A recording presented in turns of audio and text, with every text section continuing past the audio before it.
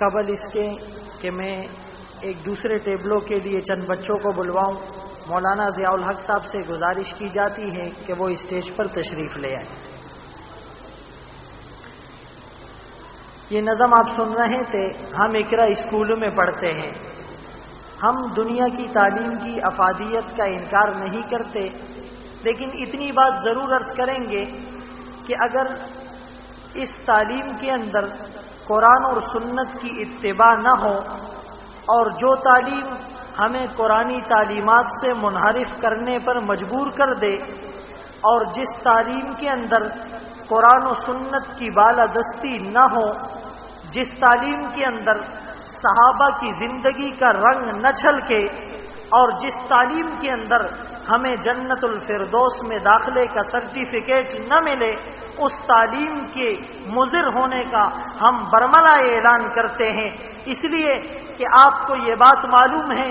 آج ہمارے school, colleges, universities میں جو تعلیم دی جا رہی ہے، یقیناً اس تعلیم کے بعد کوئی قرآن و سنت کا متبع نظر نہیں آئے گا، بلکہ یہاں تک ہماری اکنامکس کی کتابوں میں، ہماری کالجز، یونیورسٹیز میں بچے بچیاں پڑھتے ہیں کہ جی اکنامکس کامیابی کا علم ہے، جس کے پاس اکنامکس کا علم ہوگا وہ کامیاب ہو جائے گا، اس کو محدود وسائل کے ذریعے سے ان لمیٹڈ مسائل کو حل کرنے کا طریقہ، وتیرہ، سلیقہ، اسلوب، گر ہاتھ میں آ جائے گا۔ لیکن جب ہم قرآن سے پوچھتے ہیں، قرآن یہ کہتا ہے من اعرض عن ذکری فإن له معیشۃ ضنکا، کہ جو میرے ذکر سے اعراض کرے گا، قرآن سے انحراف کرے گا، قرآن کو پس پش ڈال دے گا، قرآنی تعلیمات کو بالائے طاق رکھ دے گا، محمد مصطفیٰ احمد مجتبیٰ صلی اللہ علیہ وسلم کی سنتوں کے جنازے اپنے گھروں سے، معاشرے سے، سوسائٹی سے،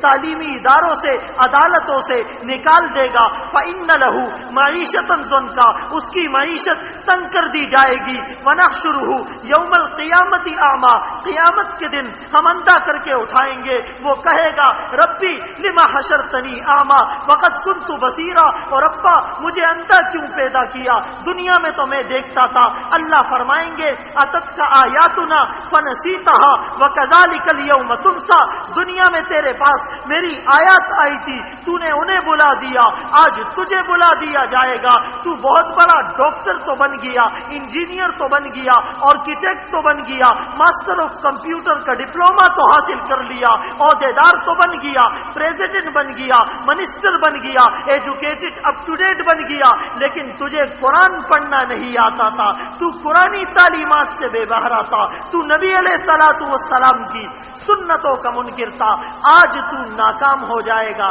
اس لیے یہ گزارش کرنا چاہوں گا کہ ہم اپنی اولادوں کو دین کی تعلیم کی طرف متوجہ کرے، مائل کرے، موٹیویٹ کرے، ان کے دلوں کے اندر اسلامی اشعار کی اور اسلامی شعار کی حیثیت اور اہمیت کو اجاگر کرے۔ اگر آج ہم نے اپنے بچوں کو دینی تعلیم نہ دی تو یقین جانیے کہ آنے والے وقت کے اندر یہ ہمارے لیے بھی خسارہ ہوگا، ہمارے بچوں کے لیے بھی دنیاوی اخروی خسارہ ہوگا۔ خسرت دنیا والآخرہ حبطت اعمالہم کا مصداق ہوگا۔ اس لیے ہم دنیاوی تعلیم کے ساتھ ساتھ ایسے اداروں کا انتخاب کریں کہ جس میں ہمارے بچوں کو دنیاوی تعلیم کے ساتھ ساتھ دینی تعلیم سے بھی آراستہ پیراستہ، مزین، مرصع، مسجع کر کے گلدستے کی صورت میں پیش کرے، اور جو دنیا میں آخرت میں ہمارے اور ہمارے بچوں کے لیے سرخروئی کا سبب بنے۔ اب اس